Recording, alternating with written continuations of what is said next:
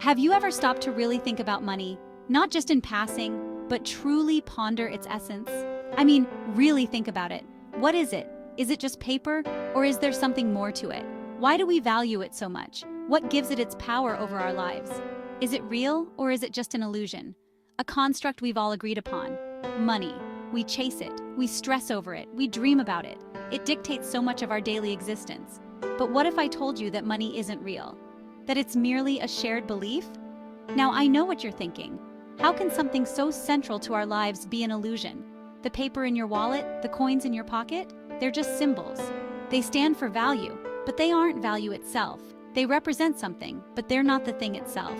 They're placeholders for trust and agreement. If you were stranded on a desert island, would that $100 bill in your pocket mean anything? Could you eat it? Could it save you? Could you build a shelter with it? Of course not. It's just paper. Its value is only what we agree upon. The value we give it is all in our minds. It's a collective belief that we've all bought into.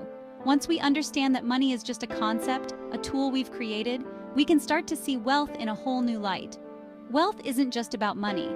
Are you ready to challenge everything you thought you knew about money and wealth? To redefine what it means to be truly wealthy? Let's go on this journey together. Let's explore and question the very foundations of our reality. Let's start by understanding what money really is. It's more than just paper or coins. It's a concept that has evolved over centuries. At its core, money is nothing more than a collective agreement. It's a mutual understanding that these objects represent value. It's a system we've all bought into, a shared belief that these pieces of paper or metal have value. This belief is what makes the system work. But that value isn't inherent. It's assigned. We, as a society, decide what each piece of currency is worth. Think about the first time you held a dollar bill as a child. It was just a piece of paper to you then. Did it mean anything to you? Probably not. It was just a colorful piece of paper. It was just a piece of paper. It had no real value until you were taught otherwise. But as you grew up, you learned that this paper could be exchanged for things you wanted. Toys, candy, and later, more significant items. You learned its value because society taught you its value. This education is crucial for the system to function. This collective agreement is powerful. It binds us together in a shared economic system. It allows us to trade goods and services efficiently. Without it, our modern economy wouldn't exist. It gives us a common language for value. This common understanding simplifies transactions.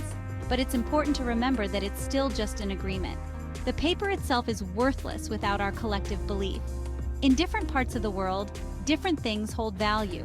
What is valuable in one culture may be worthless in another. Understanding money as a collective agreement is liberating. It reminds us that value is a human construct, and we have the power to change it. Now that we understand money is just a concept, let's talk about wealth. What does it mean to be truly wealthy? Is it about having a big number in your bank account, or is it something more? Many of the wealthiest people in the world weren't happy. They had all the money they could ever need, but something was missing. On the flip side, I've met people who had very little in terms of material possessions, but their lives were rich beyond measure. True wealth is about the richness of your experiences. It's about the depth of your relationships. It's about the impact you have on the world around you. These are the things that make us wealthy. Let's get real for a moment. Managing money can be stressful. I know, I've been there. There was a time in my life when I was living paycheck to paycheck, constantly worried about how I was going to make ends meet. And I see that same stress in so many people today. We worry about paying the bills. We stress over saving for the future. We lose sleep over debt. Even people with high incomes can feel this stress. They worry about maintaining their lifestyle, about keeping up with the Joneses. Much of this stress comes from the way we view money. What if we could change this perspective? Section 5. Shifting perspectives, experiences over possessions. Let me share a little story with you. A few years ago, I decided to declutter my closet. I had clothes with price tags still on them, shoes I'd never worn, bags I'd forgotten about. All these things I thought would make me happy. But you know what? They didn't. They just took up space. The things that truly made me happy weren't things at all. They were experiences, the trips I'd taken, the conversations I'd had, the moments of laughter with friends. These were the real treasures in my life. And I'm not alone in this realization. Section 6. Health and Relationships, the True Wealth. Now let's talk about something that's truly priceless, our health and our relationships. These are the cornerstones of a fulfilling and meaningful life. These are the foundations of a rich life, and no amount of money can replace them. A hearty laugh with family over dinner, a warm hug from a friend, these moments are invaluable. What good is a big bank account if you're not healthy enough to enjoy it? Imagine having all the wealth in the world but being confined to a bed. What's the point of a fancy car or a big house if you have no one to share them with? The joy of life is magnified when shared with loved ones. Our health and our relationships are our true wealth. They are the treasures that bring genuine happiness and contentment. I've seen this truth play out time and time again. The happiest people are those who are surrounded by love and are in good health. I've interviewed billionaires who would give it all away for a clean bill of health. Their fortunes mean little when faced with serious illness. I've met celebrities who feel poor because they're lonely. Despite their fame and fortune, they lack the warmth of genuine relationships. On the flip side, I've met people facing tremendous health challenges who feel rich because of the love that surrounds them. Their strength comes from the support of their loved ones. Investing in your health and your relationships is the smartest financial decision you can make. Prioritize your well-being and nurture your connections. These are the things that will truly enrich your life. Cherish your health and your relationships, for they are the true measures of wealth. Section 7. Entrepreneurship using money as a tool. Let's shift gears and talk about entrepreneurship. I've had the privilege of meeting many successful entrepreneurs over the years. And you know what sets them apart? They don't see money as the end goal. They see it as a tool to bring their visions to life. Take Sarah Blakely, the founder of Spanx. She started with just $5,000 and a great idea. She wasn't chasing money.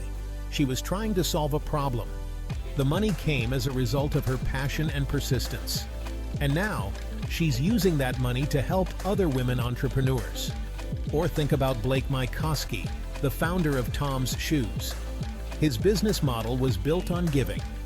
For every pair of shoes sold, one is given to a child in need. Now let's talk about success. How do you define it? For too long, our society has equated success with financial wealth.